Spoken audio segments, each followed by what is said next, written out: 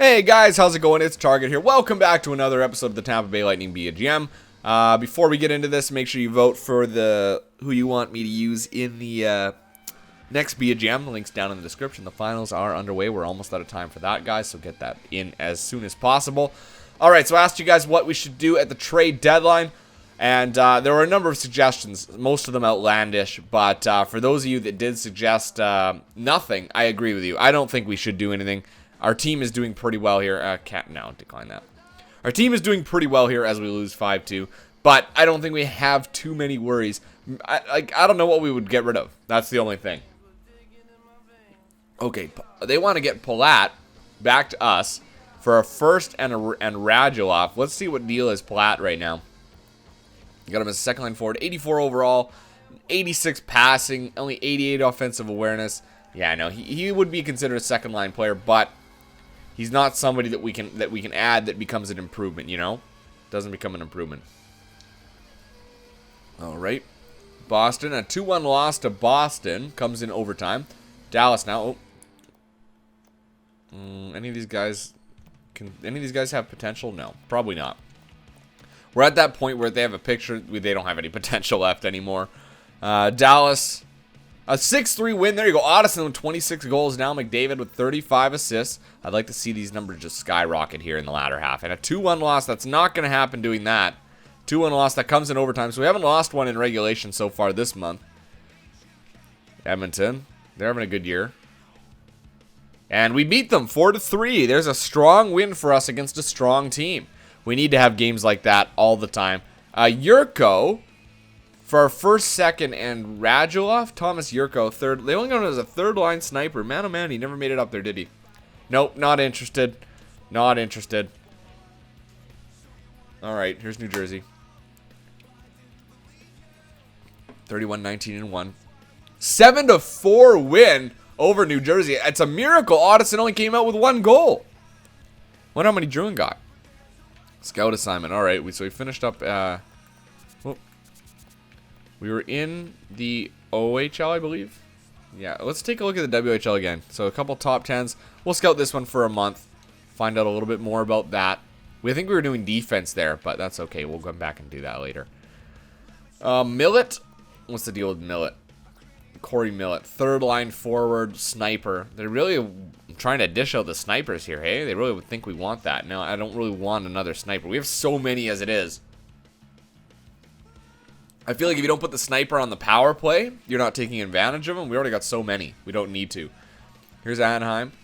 And a 2-1 loss. Actually, you know what I'm going to do? I'm going to wait. I'm going to try and stop this sim here. 3-2 win against Colorado. Decline trade. Okay. I want to go take a look at coaching options and strategies. I want to see if I can adjust my power play setup. Power play umbrella. It is set in umbrella. That's what I wanted. Okay.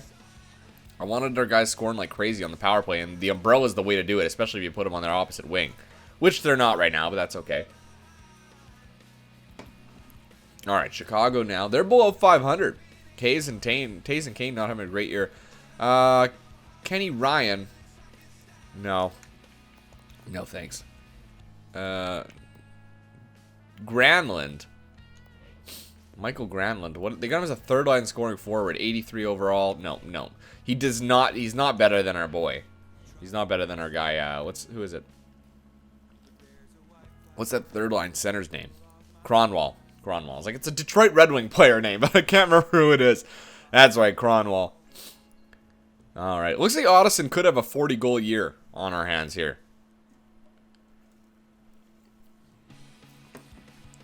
All right. Wow, that's a long delay without any games. That's crazy. Okay. Montreal below 500. 4 games below 500, mind you. Let's see what we can do against them. 2-1 win. There you go. Wow, Bjorkstrand's got 35 goals. 4-2 win against Columbus. That's good to see. McDavid gets his 40th assist on the year. He's having a great year so far. You can't be too upset about it at all.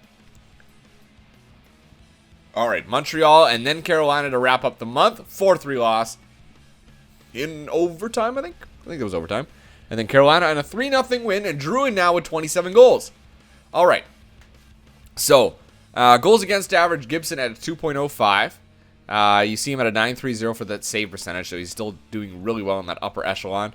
Wins, he's number 1. Drouin is up there for points now, 59 points, so he is in 7th. Goals, Ottoson and Drouin are both in there, so they're number 7 and 8 respectively. Hopefully we can actually get somebody up to the top. I don't know if it's going to happen, but it could. Connor McDavid's got 43 assists. He's only 2 off the lead of Vertanen. We are first in our division by a 5-point cushion. In terms of a President's Trophy, we're not far off. We're about 5 points back from Anaheim, so it's definitely doable, but our final month needs to be super strong. So I need to look at this, and I need to go to edit. I'm going to go to edit lines, all right? I know I said I wasn't going to change anything, but let's see here. Cronwall, what's your deal this year? You're a +1. Okay, good for you. Good job, okay? Backlund, -2.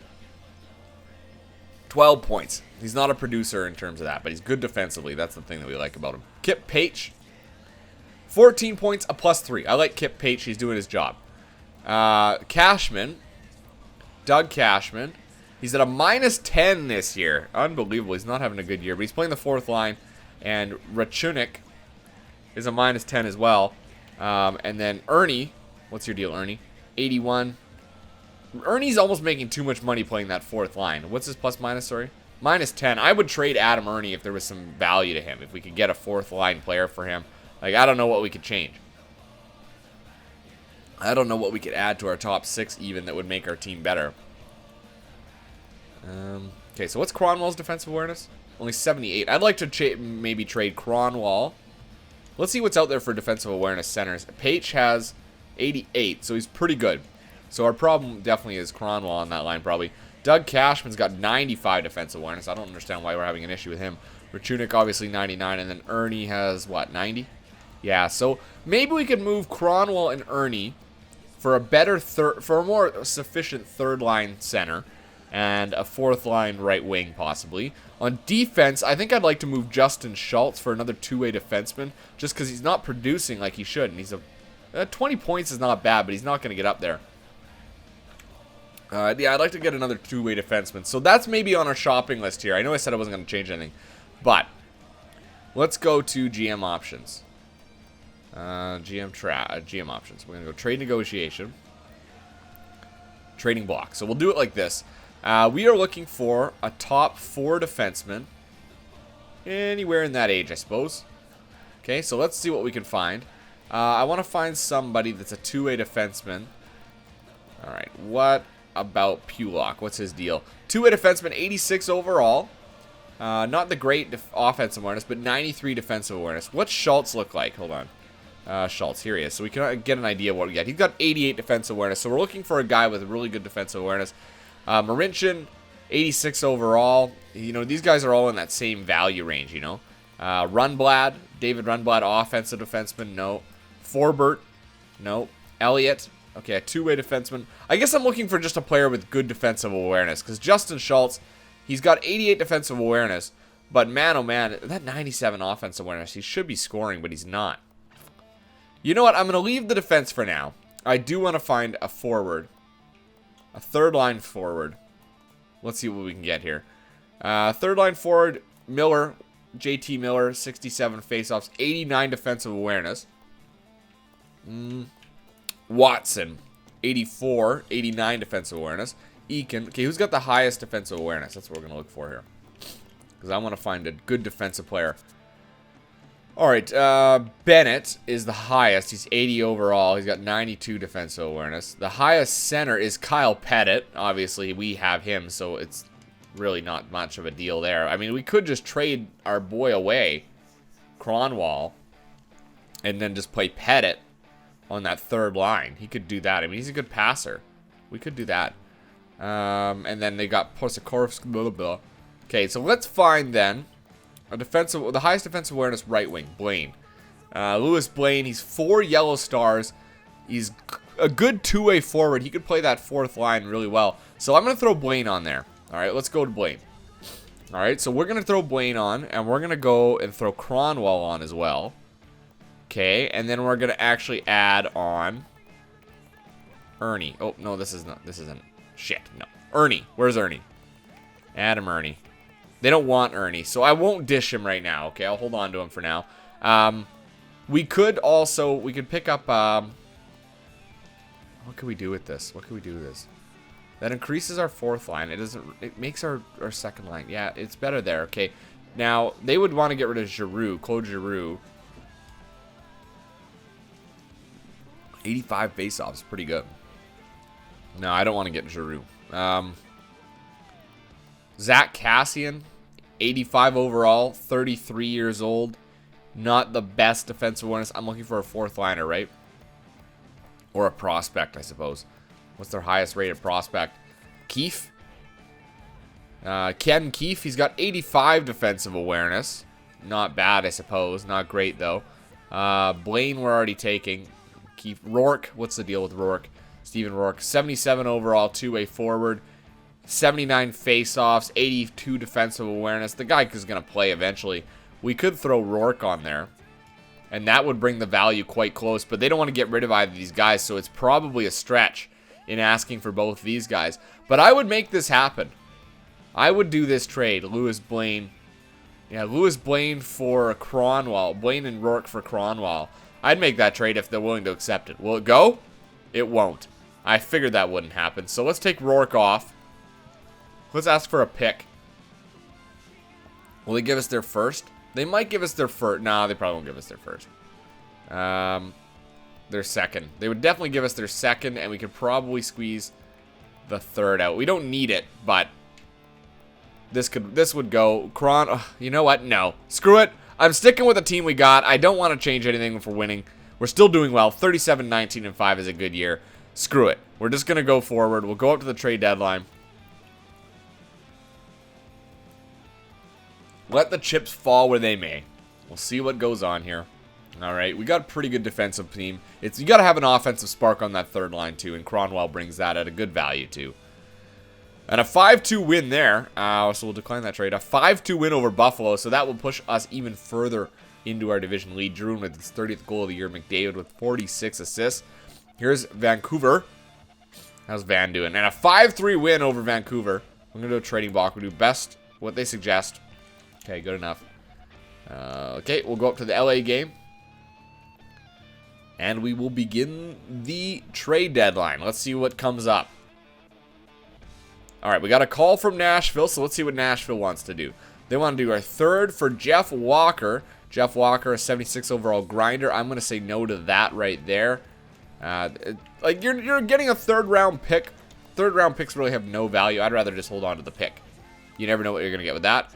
Phoenix now is offering something. Svedberg for the third. What's the deal with Stefan Svedberg? 3 red stars, right-wing sniper. Yeah, I'll make the trade. I'll take that trade. We're getting rid of a guy that really is not anywhere near being ready. He doesn't have a contract even, so, and he won't be there ever. So 3 red stars. You can gamble on a third line or a third round pick. You never know what might fall into your lap. You might get a 3.5 red star, which is an increase on that, right? Archibald for Bolig. Archibald, what's your deal? 56 overall, 2.5 yellow stars. Jesus, he's not going to go anywhere. And Bolig, you got him as a 4th line forward, 66 overall grinder. It seems like a pointless trade to me, so I'm just going to say no. Not because I really want to keep Archibald, but because Bolig would just be a waste. There'd be no need for us to have him. Kyle Chipchura, no, we don't need you. Ned Yakubov, what's your deal, Ned? 2 yellow stars, power forward center. No, that's okay, Yakubov. You can stay down there. All right, so we will go all the way to the first. Now, we're on the quest here for the President's Trophy at this point. We're in the race, and a 5-0 win definitely gives us a strong push. And a 5-2 win there. Otteson and Druin both have 30 goals now.